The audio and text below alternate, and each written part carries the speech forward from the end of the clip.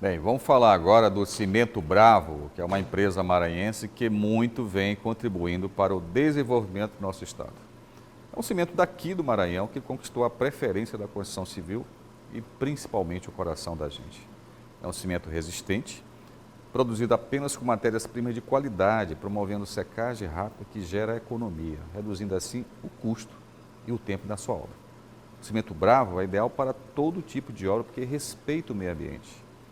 O Cimento Bravo é ideal para todas as obras, é ideal para a sua obra e para obras de uma vida. Se quer saber mais, então acesse www.cimentobravo.com.br ou ligue 0800 204 mil, repetindo 0800 204 mil, Cimento Bravo. Bem, negócio na pauta de volta. Há uma série de movimentos como o ESG, né, que é um movimento que hoje está se espalhando pelas grandes empresas, o compliance, que foi resultado de uma série de falhas do sistema financeiro de maneira geral em 2008, na grande crise que teve, né? E tantos outros que buscam um novo reposicionamento das empresas, né? Eu sempre digo assim, periodicamente surge algum movimento aí, né? Mas também tem outra coisa que é muito importante, Vivian. Há um ativismo forte das pessoas no questionamento do sistema político, as práticas de governo, né? Será que esses movimentos não estão muito interligados? Não há uma insatisfação geral com tudo, né? Com certeza. Porque isso não é no Brasil, isso é no mundo inteiro, né? E aí acaba surgindo governos autoritários, né? Governos de práticas muito conservadoras, porque aí tem também as pautas identitárias, que muita gente é contra, né? E as pautas culturais, mas há um sentimento de que tem um jogo grande acontecendo e que a grande maioria é só um peão nisso, né? Que é uma concentração de riqueza cada vez maior. A última lista que saiu dos bilionários da Forbes riquezas inacreditáveis. Como é que uma pessoa pode deter 100 bilhões de dólares? Né? Sim. É inacreditável isso, né? E isso tem no mundo inteiro. No Brasil, das 50 maiores, apareceu vários brasileiros. O Brasil é o país que detém mais bilionários de toda a América Latina. Não tem um caldo geral aí circulando nessa história que as empresas, mesmo pequenininhas, elas têm que estar atento a isso? É. Essa concentração de riqueza na mão de poucos, isso, né, sempre existiu, né? Sim. A ideia, né, quando a gente fala dessa consciência ou dessa superconsciência do capitalismo, não é fazer E diga de não passagem, é partilhar a riqueza, isso, não é partilhar a diga-se de riqueza. passagem, o Isso é sistema importante. capitalista é o sistema que mais distribuiu riqueza. Sim, sim. Dizem que o comunismo foi o que mais distribuiu pobreza. Sim, então aqui a gente não dá para negar o capitalismo. Sim, Ele claro. É importante, eu sou capitalista, não sei se você claro que mas sou. enfim, o lucro é bom, a gente gosta do lucro, as empresas estão aí para realmente lucrar, só que tem mais que isso. Então, nesse momento que vivemos um mundo de um conhecimento muito acessível a todos, né, dessa informação muito acessível, cada vez mais as pessoas vão gerando, né, informações, às vezes nem sempre verdadeiras, às vezes pautadas em estratégias de manipulação, mas enfim, o que a gente tem um acesso a muita coisa. Quanto mais acesso eu tenho, mais informação, mais consciência vai me gerando que tem alguma coisa errada. Então, assim, muitos ganhando, poucos ganhando muito, e a sociedade? A sociedade continua como? Tem uma troca, né? Eu estou recebendo algo, porque assim... No Brasil isso é mais acentuado, a nossa desigualdade é muito grande, né? Mas assim, de maneira geral, como eu já falei, isso aí, tudo que nós estamos falando aqui é opinião nossa, gente. A minha opinião, a opinião da doutora Vivian, dentro do que a gente tem de informação, de conhecimento. Sim. Mas o capitalismo, de alguma forma, ele gera competição. Também. Quer dizer, a essência dele é competir. Tem. E você tem uma geração, que são os baby boomers, né, que foi logo após a Segunda Guerra Mundial, Sim. que era uma sociedade que havia uma desigualdade grande, mas as pessoas se formavam, elas tinham um diploma, elas tinham um emprego garantido, entravam numa empresa, passavam a vida inteira lá. Sim, né? Hoje não mais. Hoje isso não existe mais, a competição é brutal em todos os lugares, né? Você não tem mais garantia de emprego. E por conta da competição entre as empresas, e aí depois entra um outro elemento que é a globalização, que fez essa competição acirrar no mundo inteiro. Acirrada. Todas as empresas hoje, para sobreviver, elas têm que vender mais barato que a concorrência, desde a indústria até o varejo, senão ela não se mantém. Sim. E, queira-se ou não, né, a folha de pagamento é um custo. Sim. Os encargos são pesados. E a teoria de Marx, que é da mais-valia, ela já foi colocada abaixo, mesmo do Max Borrier, que ele considerava que os salários, os trabalhadores eram explorados, né, porque o valor que eles agregavam nas mercadorias não retornava para eles. Isso já foi derrubado, porque os teóricos que vieram depois do Marx, eles mostraram que, na verdade, os valores que tinham que ser remunerados era o capital e os ativos dentro da empresa, né, e que a folha de salários, o custo do trabalhador era um custo, né, ele não era um ativo. E aí isso acabou gerando uma compressão de salários, né? Sim. Então as pessoas hoje têm a sensação que elas trabalham cada vez mais para ganhar a mesma coisa. Ou menos, né? Quer dizer, aquela história de aqui no Brasil trabalhar de 8 até as 6 da tarde, ou nos Estados Unidos que era um 9 to 5, né, de 9 da manhã às 5 da tarde, ela acabou. Você só hoje trabalha em 3 turnos. E todo mundo, não é só o trabalhador, é o empresário, é todo mundo. Isso aí também não está gerando essa grande satisfação, a sensação assim, pô, mas disseram que esse globalismo era para todo mundo melhorar de vida. E na verdade, eu acredito que sim, Arthur. Todo mundo está se arrebentando aqui. Eu acredito que sim, porque há aí cada vez mais uma exigência desse profissional no mercado, né? Seja ele em que área for. E o empresariado também entra nesse contexto dessa necessidade de busca e multiplicação cada vez maior.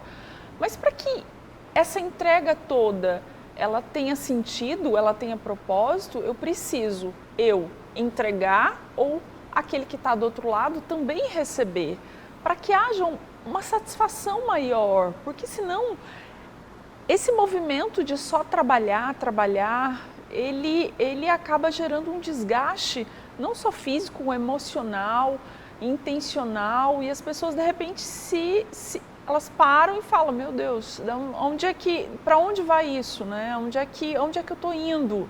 Então, assim, essas reflexões muitas vezes elas se apresentam. É verdade. E essa questão da insatisfação também agora está... Outro dia eu li um artigo muito interessante que ele falava o seguinte, está acontecendo hoje, na geração com mais de 50 anos, né, mais de 60 que praticamente se aposentaram ou estão se aposentando, que elas se aposentam. Elas têm uma expectativa de pelo menos mais 30 anos de vida. Sim. Né? A longevidade hoje ela está batendo nos 100 anos, cada vez mais a gente vê pessoas chegando até os 100 anos. Aí você fica com 30, 40 anos fora do mercado de trabalho, com uma aposentadoria que mal cobre os seus custos.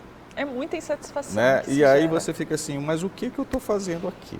Né? Trabalhei a vida inteira, o que eu recebo de aposentadoria, eu não estou falando só da aposentadoria de INSS, são as reservas que a pessoa fez, os planos de previdência privada, que muitas vezes não dão o conforto necessário que a pessoa esperaria ter dentro de uma aposentadoria. Antigamente isso não era tão crítico, né? Porque se você se aposentava com 50, 55 anos, 60, você vivia mais 10 anos em média. Sim. Né? Então, desses 10 anos você tinha um padrão de vida, né, ok. Estou lembrando até aqui da história do Jorginho Guinle, que ele fez uma conta que ele ia gastar a fortuna da família até os 90 anos, e até os 90 anos ele já tinha morrido. Só que ele não morreu e o dinheiro acabou. Eu acho que isso tem também, né? Então, eu vou me aposentar para gastar minhas reservas. Será que só isso é o suficiente para gerar um sentido na vida, uma satisfação no talvez viver? Nesse movimento, Vivian, das empresas quererem ser mais participativas dentro da sociedade, eu sempre digo que o maior risco de uma empresa é ela se tornar um enclave. Porque quando ela está em dificuldades, a sociedade não sai em defesa dela. Não sai. Sim. Quando ela está em dificuldade, a sociedade sai em defesa dela, e a gente está vendo várias empresas de dificuldade que ninguém levanta a voz para defender. Sim. Às vezes nem os próprios funcionários. Nem os próprios funcionários. Né? Porque já viveu momentos difíceis lá dentro. Mas talvez essa massa de pessoas que está se aposentando aí, com 60 anos e tudo mais, é claro que isso vai pressionar o sistema de previdência no mundo inteiro, já está acontecendo isso, e essa idade de aposentadoria vai crescer cada vez mais. Né? Eu já estou aposentado. Mas aposentados pela Previdência, né? Continuo trabalhando porque o dinheiro não é suficiente para manter o padrão de vida. Mas isso é uma questão que ela passa você começar a pensar assim, de que forma você pode integrar essas pessoas no novo movimento que as empresas estão fazendo. Você está falando, Arthur, eu estou pensando, né, no sentimento de pertencimento, né?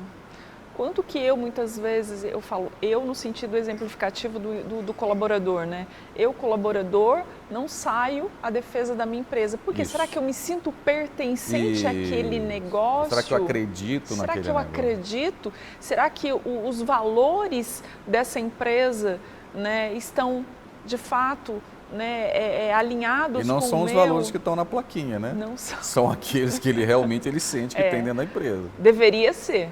Deveria ser. E aí, quando a gente olha, né, para um programa de compliance, a gente fala também desse movimento, de que esses valores eles sejam reais, verdadeiros, e que eles sejam passados para todos os atores desse negócio, seja aí os colaboradores, parceiros, stakeholders, porque precisa desse alinhamento.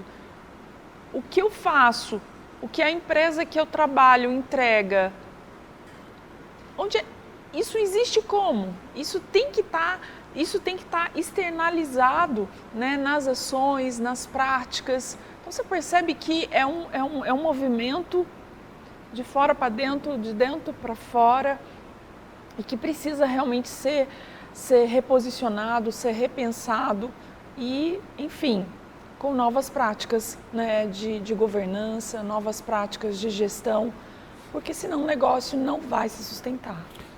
O meu temor é que esses movimentos eles acabam acontecendo como de alguma forma aconteceu ou está acontecendo no movimento do ESG. Aliás, o ESG, algumas grandes empresas já estão deixando ele de lado, né?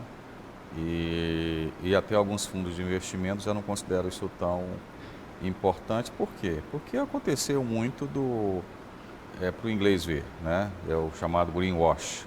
Exatamente. Né? Então, é importante que esse movimento seja autêntico, né? Porque o que aconteceu, e aqui não vai nenhuma crítica direta a nenhuma empresa, mas isso foi, não só aqui no Brasil, mas no mundo inteiro. Você tinha um movimento, vamos integrar a empresa na sociedade. Aí pegava final de semana, botava os funcionários para trabalhar de novo, quer dizer, botava dentro de uma ação social, tirando as horas de lazer dele. Porque essa responsabilidade, né? Essa responsabilidade verde, essa responsabilidade ambiental, essa responsabilidade, ela tem que ser verdadeira. Sim. Ela tem que estar, de novo, integrada a esses valores. Nesse ambiente, nesse clima organizacional, ele tem que ser real, ele tem que ser verdadeiro. Por quê? É o que você acabou de falar, não se sustenta. O que adianta ter práticas de ESG se elas não são verdadeiras? Elas não irão se sustentar. E aí acaba virando, né, infelizmente, esse descrédito para com a sociedade, né, esse não acreditar em que esse movimento ele veio para ficar, que ele veio para ressignificar, que ele veio para entregar para a sociedade aquilo que muitas vezes, né, o capitalismo está tirando, mas ele está devolvendo. Infelizmente, as pessoas precisam realmente mudar seus posicionamentos, né? Os líderes, os gestores precisam mudar os seus posicionamentos. Isso aí que você falou é uma coisa muito importante, porque dentro do conceito de capitalismo superconsciente não tem devolução. O empresário não tem que devolver nada, porque o lucro dele é legítimo. O empresário tem que oferecer algo mais. Né? Essa devolução é que muitas vezes se fala isso, né? E incomoda muito o empresariado. Eu substituo a devolução por troca? Não, por oferecer. Tá. Eu não estou te devolvendo porque eu não te devo nada. Devolver é quando você pega algo que não era seu. O lucro é legítimo. Sim. Então, eu não estou te devolvendo. O capitalismo, né, é um sistema de trocas que o que você pega, você me devolve alguma coisa. Se eu te Sim. vendo alguma coisa, você devolve. Você compra pelo preço que você acha justo. Sim. Né? Se o preço injusto, aí é um sistema de monopólio, oligopólio, que é outra discussão.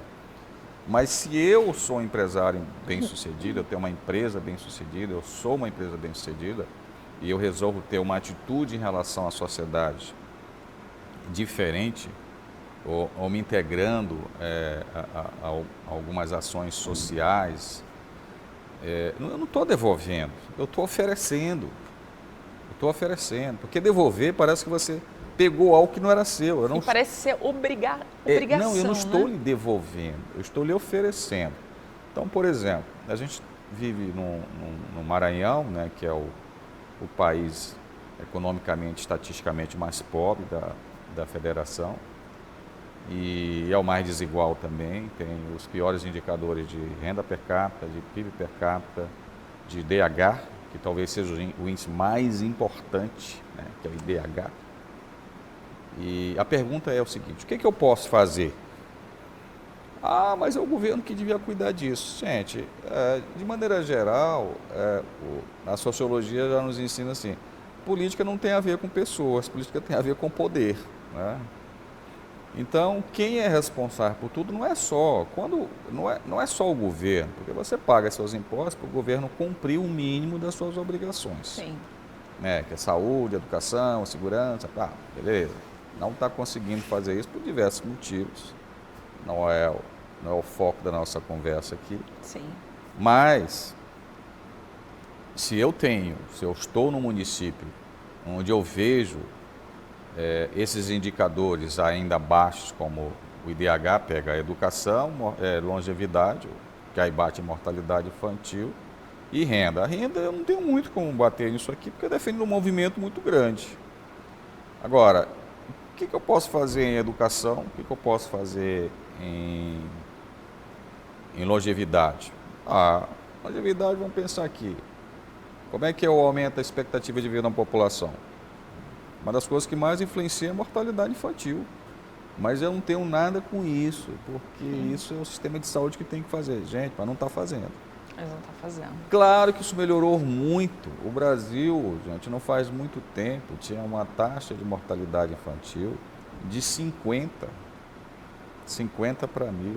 Hoje ela está em 13, quer dizer, caiu estupidamente, com políticas públicas, é verdade. E o Maranhão não está tão distante disso, diga-se de passagem. Está em 16. Nossa. Mas pode melhorar muito. E só a atitude de governo não vai melhorar isso, né? Não vai. São coisas pequenas. Sim. Mas a gente vai dar uma paradinha e a gente, no próximo bloco, a gente continua aqui a nossa conversa sobre capitalismo superconsciente. Voltamos em instante com mais negócios na pauta.